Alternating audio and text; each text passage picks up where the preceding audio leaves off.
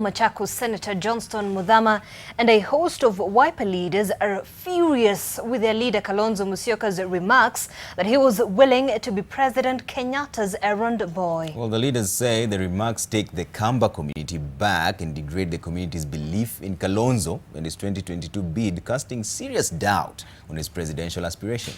They now want him to retract his remarks and explain to his supporters what he meant with such talk.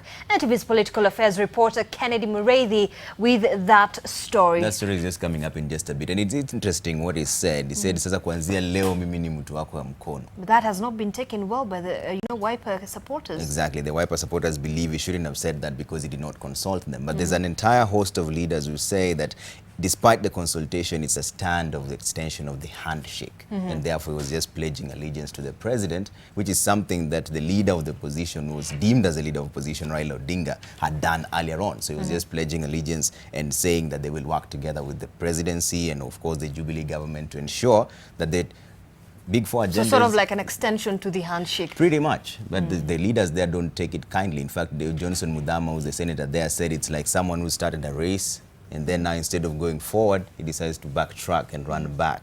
So the leaders think this is demeaning to the community. But this is nothing new really in the political field, because there are always alliances that form towards the 2022. It's just that people are saying it's a little bit too early for that at this particular point. That's what the pundits believe. But here's Kennedy Mureithe's story. That Wiper leader Kalonzo Musyoka is a man under siege is not new now. I think nitakuwa mtu wa mkono wa uhuru kuanzia sasa. Na mtu asiniulize maswali. Ukiniuliza utaniona, utajua mimi ni mang'aa kama baba yangu. Some of his party members are furious with the remarks and argue that he has some explaining to do now that he did not consult any of the party members or leaders when he went public with such talk. Kutoka leo, kusitokee mtu anitenganishe mimi na ndugu yangu Uhuru Muigai Kenyatta. Former Machakos Senator Johnstone Muthama believes such remarks from their kingpin have set his supporters back and should not have been uttered at all. Mheshimiwa Kalonzo Musyoka, ongea ufahamishe wa Kenya na wafuasi wako maneno uliotamka kuwa wewe ni mtu na utakuwa mtu wa mkono wa Uhuru Kenyatta ulimaanisha nini, ili waweze kukujua na kusikia na kufahamu ulioyasema. Muthama says Kalonzo is becoming soft and casts a dark shadow over his 2022 presidential bid, where he has already declared interest. Sasa tunaona watu wameambiwa on your marks, get set, go. Wamekimbia mita 2500. Tunaona Kalonzo ameanza kukimbia kirudi nyuma. Makueni Governor Kivutha Kibwana has also questioned Kalonzo's motive in his offering to be an errand boy for President Kenyatta, arguing that the Kamba nation sent him to negotiate for and on behalf of the community at the same table as other national leaders, but not as their servant.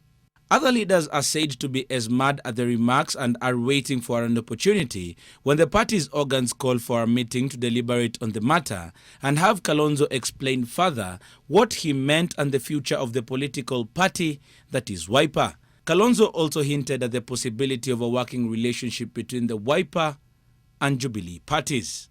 At my age now, I can't afford to play karata with politics. But as the storm gathers around the Kamba Supremo and voices against his remarks get higher, some of his lieutenants within the party ranks say Kalonzo was right in his utterances. The party's organizing secretary, who is also Kathiani MP Robert Mboi, says there is nothing he said that warrants any criticism. After all, he espouses the values of servant leadership as portrayed by his comments. He further says political comments may be used to draw one's enemies out of hiding. Now we know them and shall craft a strategy of handling them. Mboi, however, wants the matter rested to give Kalonzo time to grieve his loss. Kennedy Mureithi, NTV.